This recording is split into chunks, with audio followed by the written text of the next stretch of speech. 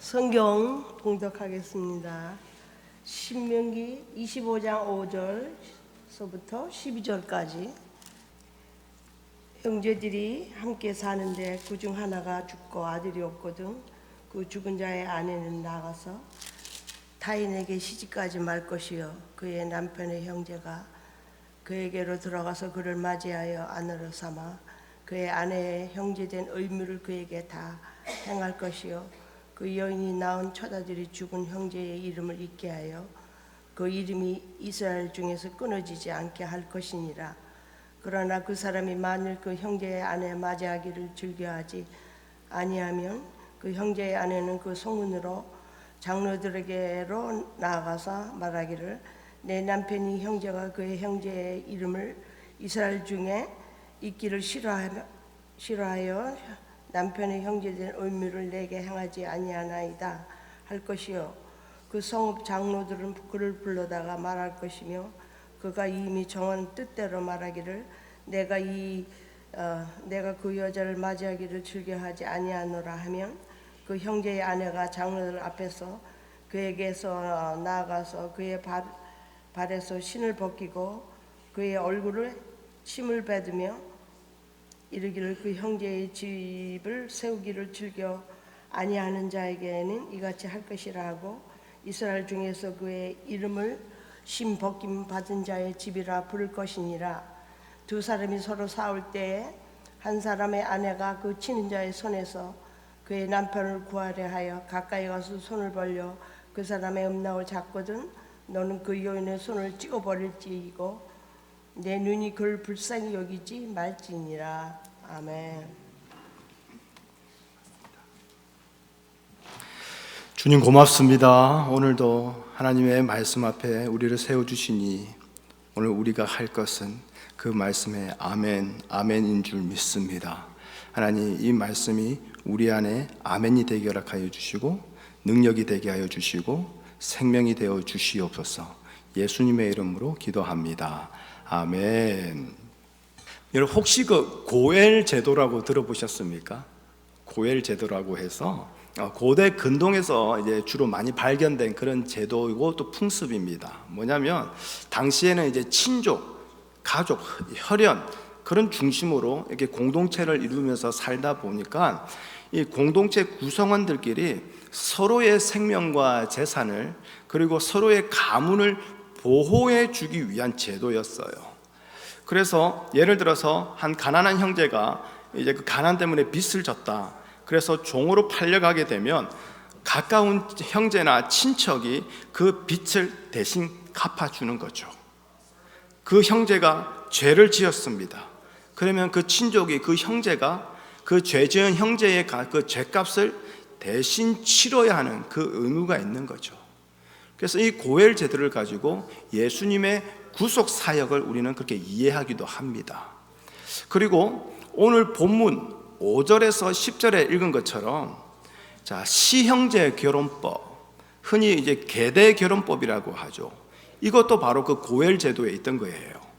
형제가 결혼을 했는데 아들이 없어 죽게 되었어요. 자, 제 마이크 이거 메인을 조금만 좀 낮춰 주시겠어요?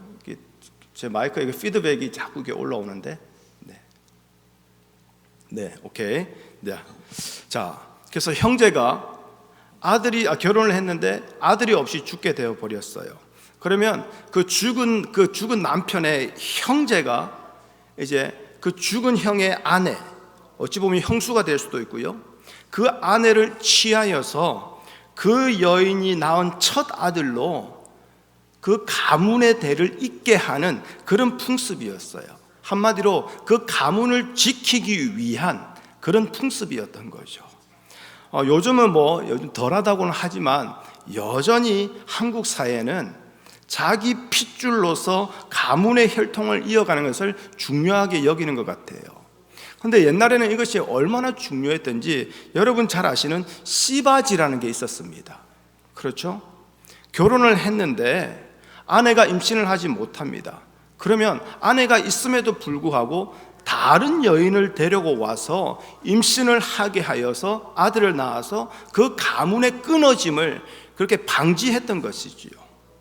자, 여기서 중요한 것은 남자의 씨가 중요한 거예요. 그렇죠? 여자가 누군가는 별로 중요하지 않은 거예요. 그러니까 자기 아내가 안 된다면 다른 여인을 데려왔으라도 아이를 놓게 하는 거죠. 중요한 것은 남자의 씨인 거죠. 자, 그래서 씨바지를 했던 거죠. 자, 이런 맥락에서 생각해 본다면 이 지금 계대 결혼법, 시형제 결혼법도 같은 혈통이고 같은 피인 형제를 통해서 남편의 가문을 이어가게 하는 것이 중요했기 때문에 그것이 시행되어졌던 거죠. 그런데 참 이상한 것은 하나님은 이 결혼법을 이스라엘이 가나안 땅에 들어갔을 때에 지켜야 할 규례로 말씀하고 계신다라는 거예요. 왜 가나안 땅에서 지켜야 할 규례로 말씀하시는 걸까요? 오늘로써 신명기를 지금 48번째 나누고 있으니 이제는 어느 정도 눈치가 있으신 분들은 하고 이제 어느 정도 감을 잡았으리라 믿어요. 하나님은 이스라엘이라는 나라를요 영원토록 지키기를 원하셨어요. 이스라엘이라는 나라를 영원토록 유지하기를 원하셨던 거예요.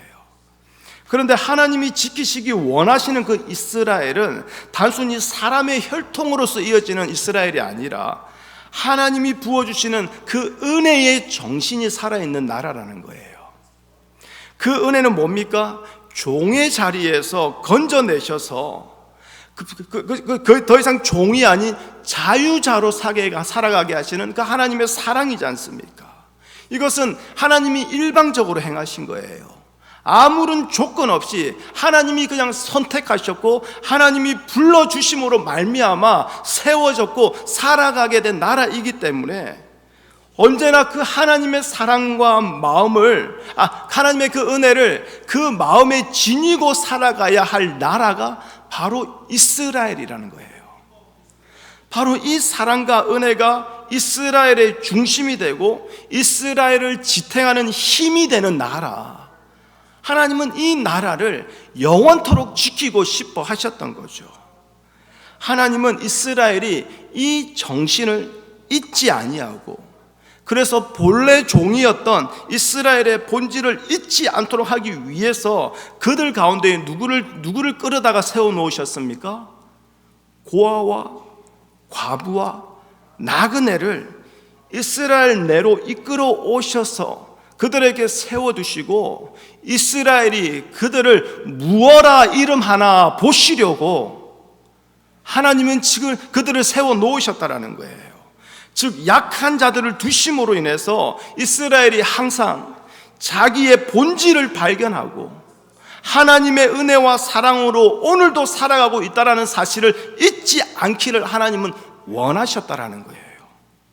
그래서 만일 이스라엘이 이러한 하나님의 뜻대로 순종하면서 살아가서 항상 자신의 본질을 주변의 연약한 자들을 통해서 발견하고 하나님의 은혜와 사랑으로 오늘도 내가 저와 같은 자인데 하나님의 은혜와 사랑 때문에 살고 있음을 그렇게 잊지 않고 있는다면 고아와 과부와 나그네가 고통을 받게 되고 눌림을 당하게 되는 그런 모습은 이스라엘 안에서 일어날 수 없다라는 것이지요. 그래서 지난주일 나누었던 말씀 신명기 24장 말씀대로 이웃의 맷돌을 저당 잡는다든지 돈을 빌려줄 때는 저당 잡은 그 겉옷을 해가 지도록 돌려주지 않는다든지 가난한 품꾼의 삭슬 당인에 주지 아니하고 미룬다든지 나그네 고아라고 해서 그 송사를 그 재판을 억울하게 판결한다든지 곡식을 벨 때에 나그네와 고아 과부로 생각하지 아니하고 하나도 남김없이 다 걷어들이는 그러한 모습, 만약 그러한 모습이 있다면 하나님은 그러한 모습 자체를 죄라고 책망하는 것이 아니라 그러한 모습이 나오게 된 그 원인이 뭐라고요? 어느 순간 하나님의 은혜와 사랑을 잊어버렸다라는 거예요.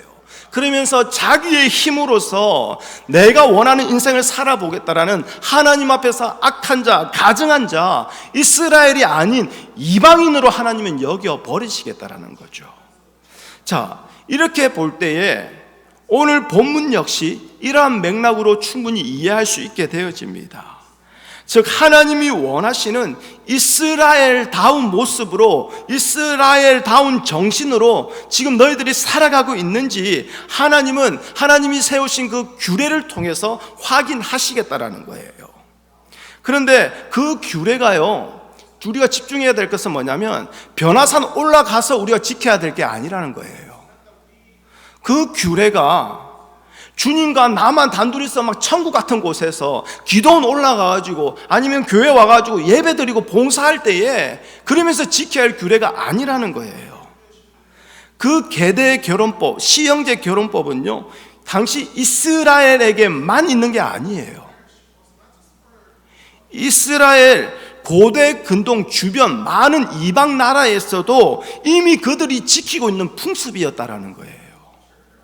그런 풍습을 하나님께서 이스라엘에게 가나안 땅에 들어갔을 때 지켜야 할 하나님의 규례로 세우신 것은 뭡니까? 세상은 자기 가문, 자기 혈통을 지키기 위해서 그 계대 결혼법을 지키지만 이스라엘은 하나님의 은혜와 사랑을 지키는, 즉 세상으로부터 차별되고 구별되어지는 거룩한 하나님의 백성으로 드러내시기 위해서 같은 것을 행하지만 그 목적과 이유가 다른 구별된 자로서 하나님은 드러내시겠다라는 것이지요. 자, 단순히 사람의 혈통이 아닌 하나님의 언약으로 인해서 그 가문이 이어져 가고 그 가문 이어져 가는 그 가운데에 언젠가는 약속의 후손, 누굽니까? 여인의 후손이 오게 될 것인데 그 여인의 후손이 가져올 그 영원한 생명에 모든 기대를 걸고 이 땅을 살아가는 나라가 되기를 바라셨다라는 거예요. 그래서 이 땅의 것 때문에 흔들리지 아니하는 나라, 이 땅의 것 때문에 영원한 하나님의 영광을 포기하지 아니하는 나라, 이런 나라를 하나님은 원하셨다라는 거예요. 그렇다면 이러한 이스라엘에서 이름이 끊어진다는 것은 뭐겠습니까? 곧 영원한 생명에 참여하게 되어진다는 것이 끊어진다는 것을 의미하는 것이 되겠죠. 반대로 이러한 이스라엘에서 그 이름이 이어진다는 것은 뭐겠습니까? 하나님의 약속 안에서 계속 영생의 소망이 이어지고 있다는 증거가 되어지는 거죠. 그래서 이스라엘로부터 이름이 끊어지지 않기 위해서 힘쓴다는 것은 뭐냐? 장차 주어질 영원한 하나님 나라에 대한 소망으로 볼 수 있는 것이요. 이러한 이스라엘의 차별성은 결국 오늘 무엇을 소망하며 살아가고 있느냐, 오늘 무엇을 쫓아가면서 살아가고 있느냐, 그것을 통해서 하나님은 드러내시겠다라는 거예요. 단지 내 가문, 내 혈통, 내 이름, 내 명예가 끊어지고 망하는 것을 두려워하는 것이 아니라 하나님의 약속의 나라에서 영원히 끊어지게 될까봐 그것을 두려워하고 그것을 염려하는 그 차별되는 거룩한 성도의 모습을 하나님은 드러내시겠다라는 거죠. 자, 6절 말씀을 함께 읽어볼까요? 6절입니다. 시작. 그 여인이 낳은 첫 아들이 그 죽은 형제의 이름을 잊게 하여 그 이름이 이스라엘 중에서 끊어지지 않게 할 것이니라. 아멘. 자, 죽은 형제의 아내를 취하여서 낳은 첫 아들로 하여금 그 죽은 형제의 후사를 잊게 한다고 합니다. 그래서 그 죽은 형제의 이름이 이스라엘 중에서 끊어지지 않게 하라고 하세요. 여러분, 이것이 뭐냐? 이스라엘 안에서 사라지면 안 될 이스라엘의 정신이라는 거예요. 그게 뭐냐? 자기가 낳은 아들을 죽은 형제의 이름이 끊어지지 않게 하기 위해서 그 형제에게 주어버리는 희생정신이라는 거예요. 형제는 이러한 희생을 통해서 죽은 형제의 기업을 이어갈 수 있도록 그렇게 해야 됐던 거예요. 여러분, 이것만 얘기해도 우리는 이미 떠오르는 분이 있습니다. 누구죠? 예수 그리스도. 하나님의 아들, 독생자 예수 그리스도. 이스라엘은 이 계대 결혼법을 통해서 이스라엘은 이스라엘의 죄의 값을 대신 지불하신 분이 있다라는 거, 그들이 해결할 수 없는 그 죄를 대신 지불하신 분이 있다라는 거, 그리고 이미 죽은 이스라엘인데 그 이미 죽은 이스라엘을 살린 자로서 오늘도 살아가게 하시는, 그래서 하나님이 원하시는 이스라엘로 되게 하시는 그 분이 있다라는 거. 근데 그분이 무엇을 했다고요? 자기 아들을 대신 내어주셨다라는 거예요. 자기 아들을 버리셨다라는 거예요. 그게 바로 하나님의 희생정신 아닙니까? 바로 이스라엘은 그 시형제 결혼법, 계대 결혼법을 지킴으로 말미암아 하나님의 그 희생의 마음, 그 정신에 함께 동참하게 되어지는 거예요. 이 심정에 동참했던 대표적인 인물이 있습니다. 누굽니까? 아브라함이잖아요. 자기 아들을 죽음으로 내어버리는 그 과정에서 하나님의 심정을 알게 되어지는 거 아니겠습니까? 자, 그런데 우리 7절부터 한번 볼까요? 7절부터 보면요, 형제가 죽은 형제의 아내를 맞이하기를 즐겨하지 아니한다라고 말합니다. 그러면 그 아내는 그 사실을 성읍 장로들에게 말하고요, 9절부터 보게 되면 장로들은 형제의 아내로 하여금 그 형제의 발에서 신을 벗기고 얼굴에 침을 뱉으면서 그의 형제의 집을 세우기를 즐겨하지 아니하는 자에게는 이같이 할 것이라 라고 말하고 있어요. 자, 신을 벗긴다는 것은 뭐냐? 이제 모든 권리와 모든 자격이 박탈된 종으로 돌아가는 것을 말하는 거예요. 종의 모습으로 돌아가는 겁니다. 침뱉음을 당한다는 것은 다 아시다시피 수치를 받게 된다는 거예요. 즉 자기 희생을 거부하고 형제의 이름을 이스라엘에서 끊어지지 않도록 하기를 거부하는 거, 이미 죽었기 때문에 뭐 끊어진들 나랑 무슨 상관이야. 그렇게 자기만을 위해서 살아가는 자들, 그 마음에 약속의 후손이, 여인의 후손이 오심으로 성취되어지는 영생에 대한 소망이 없다라는 것이고, 하나님은 하나님의 희생으로 말미암아 이스라엘이 이스라엘 되어지도록 이미 초청하셨는데 그 하나님의 초청마저도 거부하는 자가 되어지기 때문에 하나님은 그에게 영원한 수치를 맛보게 하실 것이다, 그걸 말씀하시는 거죠. 이스라엘이 가나안 땅에 들어가서도 잊지 말아야 할 것은 결국 약속의 후손이 오심으로 성취되어질 영원한 생명이었다라는 거예요. 하나님과 영원히 거하게 될 영원한 하나님과의 관계였다라는 거예요.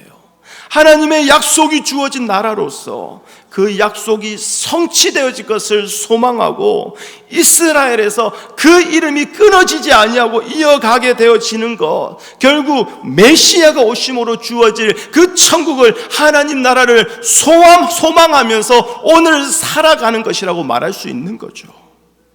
아시다시피 가나안 땅은요, 광야보다 모든 것이 풍족한 나라입니다. 이스라엘이 들어갔기 때문에 그 나라, 그 땅이 풍족하고 잘된 게 아니라 이미 이스라엘이 들어가기 전에 하나님은 뭐라고 말합니까? 젖과 꿀이 흐르는 땅이라고 말합니다. 이미 모든 것이 풍족한 땅이에요. 그 땅에 들어가게 되는 거 감사죠. 풍족함을 누릴 수 있게 되어지니까요, 풍족해서 감사할 수밖에 없어요. 그런데 풍족한 것은 반대로 보면요, 눈에 보이는 풍족함에 취할 수 있다는 거예요. 그래서 눈에 보이지 아니하는 하나님의 약속에 대해서 언제나 희미해져 버린 삶을 살아갈 수 있다는 조건이 되어지는 거죠. 그래서 계대 결혼법을 통해서 이스라엘은 약속 안에서 하나님 나라를 소망하고 하나님 나라를 소망하고 살아가는 나라라는 걸, 그것을 잊지 말라라고 하나님이 이 규례를 세우신 거죠. 자, 이렇게 볼 때에 11절 12절 내용도 무엇을 말하는지 우리가 충분히 이해할 수 있습니다. 자, 두 사람이 서로 싸우는데요, 한 사람이 계속 맞고 있는 모양입니다. 게임이 안 되나 봐요. 그런데 그 맞고 있는 남자의 아내가 자기 남편이 맞고 있는 걸 보고요, 눈이 돌아버렸나 봐요. 내 남편 왜 때리나 하면서, 제가 어릴 때 제가 이제 부산에서 저기 동래구 금정구 이쪽에서 살았는데요, 제가 학교 왔다 갔다 하는 길이 이게 참 나이트와 술집이 많았어요. 그리고 당시 저희 교회가 3층에 있었는데 저희 교회 지하실이 아직도 기억나요. 무지개 나이트였거든요. 그래서 수요 예배 드릴 때에 저는 그 나이트 형님들하고 그 입구에 서서 같이 놀았거든요. 그러니까 저는 이제 그런 걸 많이 봤어요. 남편이 막 딴짓하면 막 마누라가 와가지고 그 앞에서 막 머리 쥐어뜯고 이러면서 이 새끼야 하면서 막 어딨나 이렇게 소리 지르고요. 정말 미쳐버린 그런 여자들의 모습을 많이 봤어요. 근데 지금 모습이 그런 것 같아요. 자기 남편이 누구한테 맞고 있으니까 이 아내가 눈이 돌아버린 거야. 그래가지고 이 아내가 아주 아니 회심의 작전을 가지고 그 때리는 남자에게 무엇을 합니다. 그게 뭡니까? 때리는 남자의 음낭을 잡아버리는 거예요. 그런데 하나님의 규례는 뭐냐? 그 음낭을 잡은 여인의 손을 내리쳐라고 말씀하십니다. 참 이거 좀 어찌 보면요, 아니 이런 것까지 하나님께서 규례로 세우셔야 되나? 아니 좀 너무하지 않나? 너무 디테일하시지 않나? 그리고 또 이런 것까지, 또 그런 걸로 인해서 그 여자의 손을 내리친다라는 것은, 아니 그 아내의 입장에서는 충분히 이해되는 입장 아닙니까? 내 남편이 맞아 죽게 생겼는데 내 남편 살리려고 하니 여자가 힘은 없고, 그러니 상대방의 급소로 그냥 충분히 이해될 수 있는 거 아닙니까? 그런데 하나님은 뭐라고 하시냐? 그 여인의 손을 내리쳐라고 말합니다. 자, 이해되지 않는 이런 말씀인데, 그런데 하나님이 무엇을 중요시 여기느냐, 그것을 우리가 집중하면요, 이 말씀이 이해되어져요. 남자의 음낭이 뭡니까? 이스라엘을 이어가게 하는 씨입니다. 그래서 음낭을 상하게 한다라는 것은 씨를 통해서 이스라엘이 영생에 참여하게 된다는 것을 무시한 행동이기 때문에 그 여인의 손을 찍어버리라고 말한 거예요.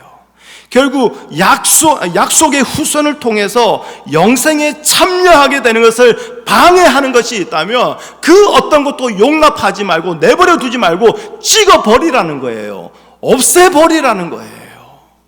결국 하나님이 바라시는 것은 뭐냐? 하나님이 은혜와 사랑으로 세우신 그 이스라엘에서 끊어지지 말라라는 거예요.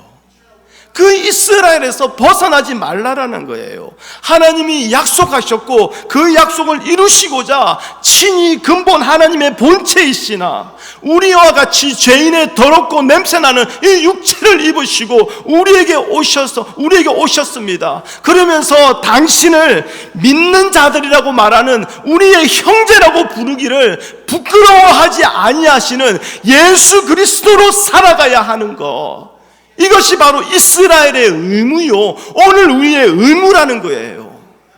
그런데 이러한 희생의 은혜를 받아놓고서는 여전히 내 자신이 손해보기는 싫고 내 이름이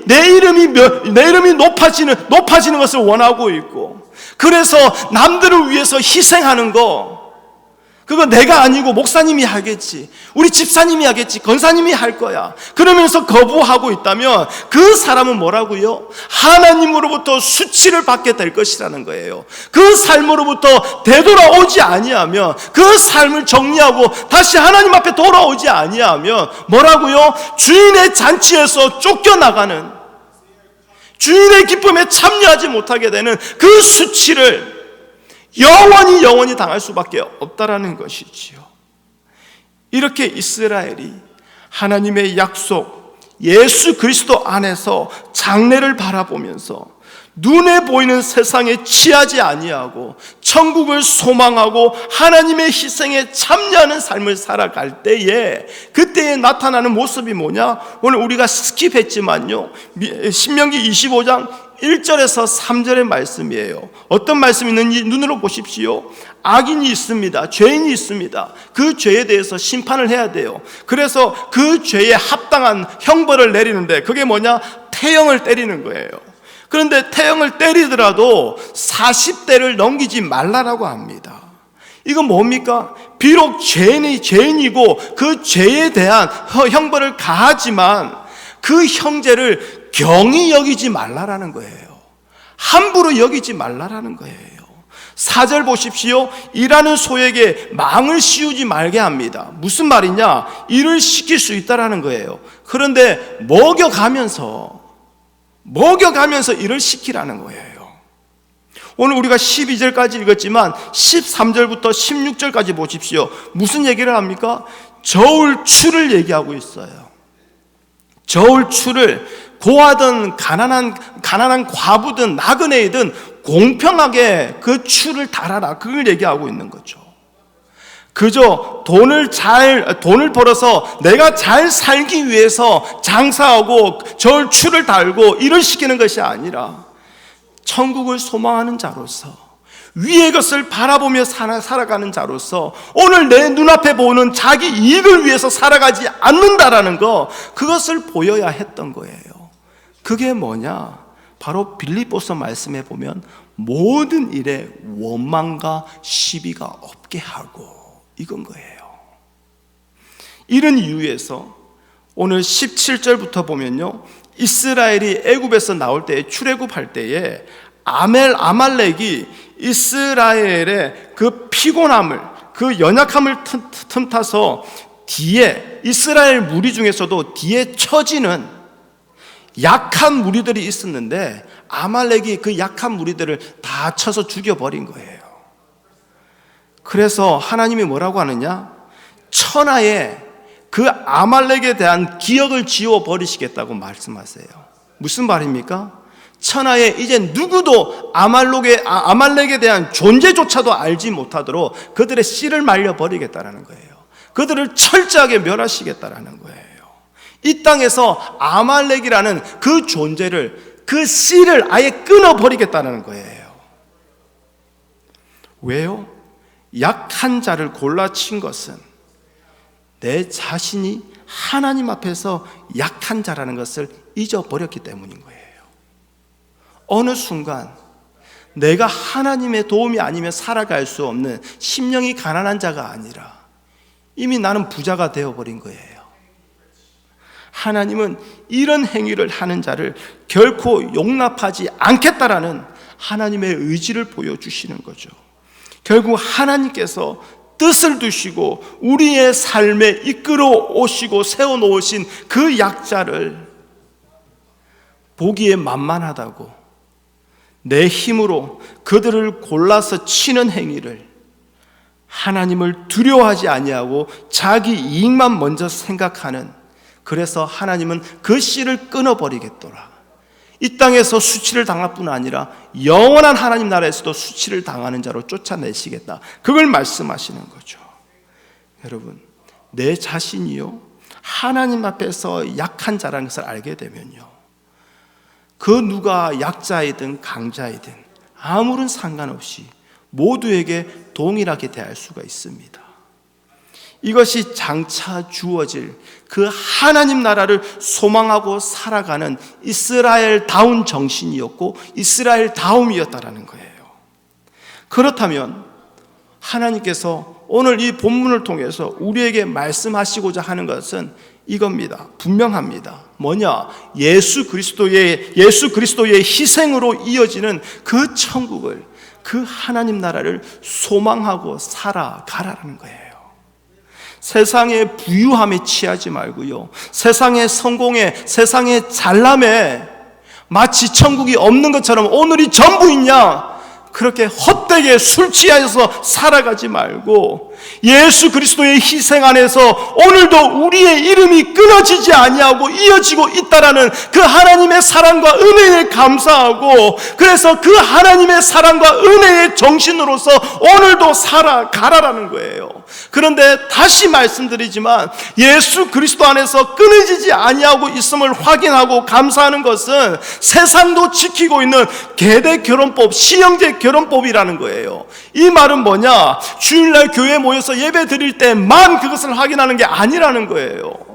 교회에서 어떤 사역을 할 때에, 어떤 섬김을 할 때에, 어떤 특별한 교회 행사를 할 때에만 그것을 확인하는 것이 아니라는 거예요. 오늘 주일부터 다음 주일까지 매일 아침 일어나서 눈을 뜨는 그 순간, 매일 밥을 먹는 그 순간, 매일 일하러 가는 그 순간, 집에 앉았을 때든지 길을 갈 때든지 누웠을 때든지 일어날 때든지 세상 사람들처럼 똑같이 모든 것을 하며 살아가는 그 순간이지만, 그 순간에도 예수 그리스도 안에서 발견되게 하시는 그 은혜로 감사하고 그 사랑에 감격하며 살아가라는 거예요. 똑같이 먹고 자고 살아가지만 그 모든 것이 예수님이 아니면, 먹어도 걸어 다녀도 숨을 쉬어도 우리는 이미 끊어진 자요 죽은 자이고, 하나님이 영원히 유지하기를 원하시는 그 이스라엘과 상관없을 수밖에 없는 이방인이 될 수밖에 없는 그 사실에, 여러분, 이것을 두려워하고 이것을 마음에 새기면서 어떤 상황과 어떤 형편에서도 예수님을 중심으로 살아가시기를 바랍니다. 이것이 하나님이 우리에게 바라시는 거예요. 예수 그리스도의 희생 때문에 우리의 이름이 약속 안에서 이어지고 있다는 것, 여러분, 이것은요, 내가 지금 인정하든지 인정하지 아니하든지, 내가 믿든지 믿지 아니하든지 이미 우리 인생 가운데에 베풀어졌고 일어나고 있는 기적이라는 거예요. 이런 기적 같은 은혜와 사랑으로 살아가는 자가 되었음에도 불구하고 주님을 향한 열망이 없어요. 주님을 향한 그 간절함이 없어요. 그래서 주님의 보혈 안에서 나의 죄를 통회하면서 나를 완전히 굴복시키시는 주님의 위대함과 능력을 사랑하지도 못하고 오히려 그 주의 이름을 말하기를 부끄러워하면서 살아가고 있다면, 이미 우리는 지금 그 하나님 나라에서 끊어진 자로 살아가고 있는 거예요. 그럼에도 불구하고 나 혼자 교회 다닌다고, 예배 드렸다고, 나는 끊어지지 않았다고 혼자 우기고 있는 그런 꼴이 된다면, 여러분, 우리가 아무리 하나님 앞에서 우긴들 그게 무슨 소용이 있겠습니까? 하나님이 바라시는 모습이 우리에게 없는데요. 하나님이 찾기를 원하시는 그 모습이 우리 안에 없는데요. 주님을 향한 그 열망이 다시 회복되어지기를 바랍니다. 주님을 향한 그 사랑이 다시 불타오르기를 원합니다. 그래서 오늘 교회 왔다, 예배 잘 드렸다, 야 오늘 말씀 그냥 읽을 때는 몰랐는데 야 우리 목사님 기똥차게 해설하시네, 말씀 괜찮았는데, 여러분, 그게 아니라 교회 모일 때, 또 반대로 교회로 흩어질 때에 모든 순간 예수님을 배우고 예수님을 알아가는 것에 즐거움을 두시기를 바랍니다. 이것이 바로 하나님이 우리에게 바라시는 거예요.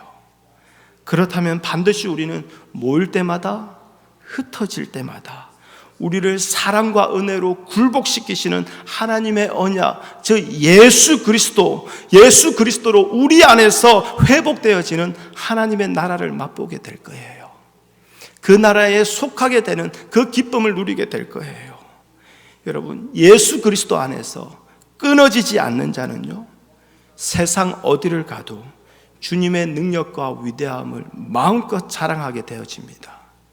그런 자가요, 세상의 것 때문에 주님을 포기하는 이런 어리석은 일은 하지 않습니다. 여러분, 세상의 모든 것을 넉넉하게 이기신 분이 예수 그리스도입니다. 그분 안에서 우리의 이름이 끊어지지 아니하고 있다는 거, 그분의 사랑과 은혜가 아니면 설명할 수 없는 일이지요. 그렇다면 우리 역시 마찬가지 아니겠습니까? 이기는 자로 살아갑시다. 세상 것 때문에 주님 양보하지 마시고, 세상 것 때문에 기도의 자리 양보하지 마시고, 하나님을 만나는 예배의 자리 목숨 걸고 지키시기를 바랍니다. 우리 마지막으로 말씀 한 구절을 읽어볼까요? 빌립보서 2장 13절에서 15절의 말씀입니다. 함께 읽어보겠습니다. 너희 안에서 행하시는 이는 하나님이시니 자기의 기쁘신 뜻을 위하여 너희에게 소원을 두고 행하게 하시나니 모든 일을 원망과 시비가 없이 하라. 이는 너희가 흠이 없고 순전하여 어그러지고 거스르는 세대 가운데서 하나님의 흠 없는 자녀로 세상에서 그들 가운데에 빛들로 나타내매. 아멘.